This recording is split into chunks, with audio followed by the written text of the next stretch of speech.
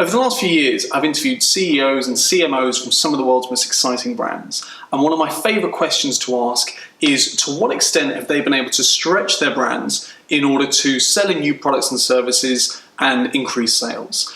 Because this is a big question for every business, for every brand. And if it's done right, it can have a fantastic impact on both the commercials, both on sales, but also on the existing relationship with that audience. If it's done badly, however, then the entire business, the entire brand can fall apart.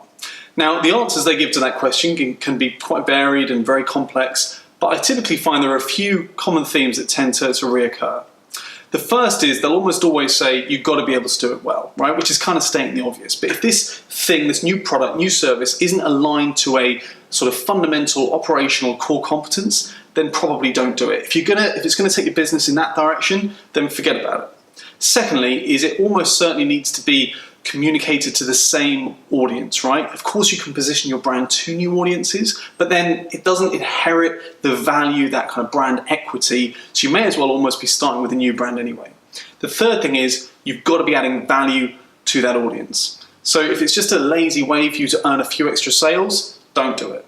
And finally, perhaps most importantly, it needs to be aligned to your brand core, your brand essence. So for example, if McDonald's wanted to start selling pasta dishes, but they were going to take 8 minutes, 9 minutes for them to rustle up, it wouldn't make any sense, because at the heart of their brand core is convenience. I think the biggest thing though that has come out of these interviews that I've done in terms of that question of stretching brands is to not even consider it until you are the dominant player in your existing market with your current offering. Because as you stretch the brand, any inherent weaknesses or flaws relative to the competition, they're only going to become exacerbated. So before you even consider stretching your brand, always ensure you're the #1 player in your market first.